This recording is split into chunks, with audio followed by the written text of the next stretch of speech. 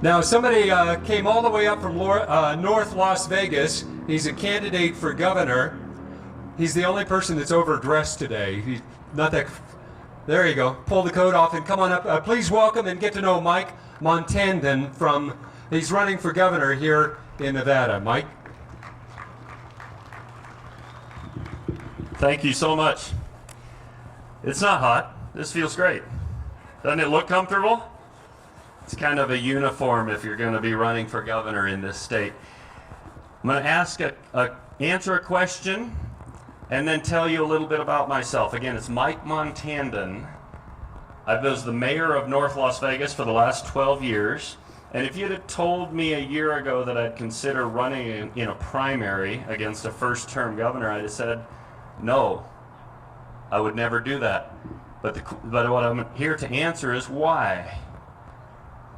The opposition stepped up. Barbara Buckley and Rory Reid stepped up and said, we want to be the next governor, one of those two. And our current governor started to make himself less electable. And I could not sit and watch it happen. I could not sit and say, I'm just going to yell at the television and then wonder what happens to our state under a guy like Rory Reid. I couldn't live with that. I want to share with you a couple of things I learned in high school.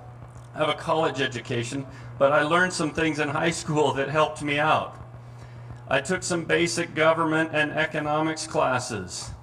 I learned something basic, that if you print money, you get inflation. And I worried a little bit when I see our current administration print money and think they're not going to get inflation. And I'm concerned that they're not ignorant, they're arrogant.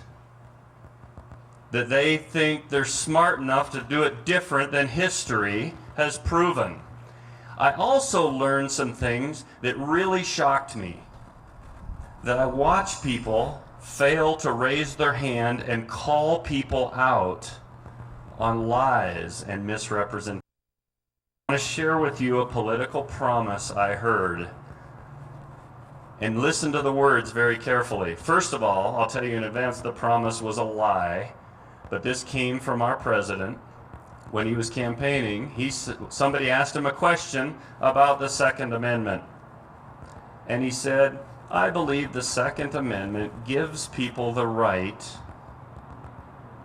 to individually bear arms.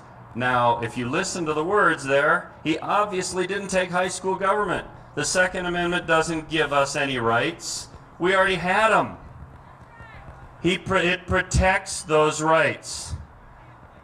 What concerns me is you go all the way down the list and he somehow thinks the Constitution gives us rights. This state has rights. We have the right to compete. We have the right to say, we want to educate our kids better than other states. We have the right to step up and say, no, you don't have to tell us, because I specifically remember that the 10th Amendment reserves that for us. Now they come in and say, but what about this money? What about this money? We need the kind of vigilance to say, it was our money. You took our money. You can't bait us with it and say, we'll give you some of your money back if you do No Child Left Behind and average yearly progress and the measurement systems that we want you to. It's our money, it's our right, it's our state. I also worried when they stood up and said, well, that company is too big to fail. And nobody raised their hand and screamed, no, that's not the way it works. I learned it in high school. Our government, our system here, our economic system requires that inefficient companies fail and get out of the way for more efficient companies.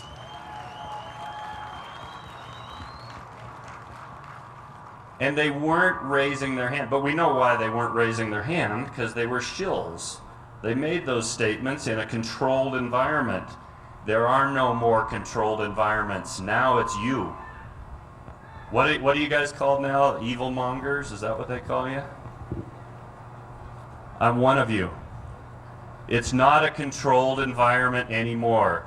We are there to raise our hand and say, no, this is how we do it. Now, I know I'm talking about national issues right now, but I want to tell you that it comes right home. You have to believe those things. If you want a medicine and we're going to make you all average and the same, we lose that asset. We can't let that happen. Again, I'm Mike Montandon. I'm not from the north. I'm from the southern part of this state, but it's my state. I live here. I want to be your governor. I want your vote. Thank you so much.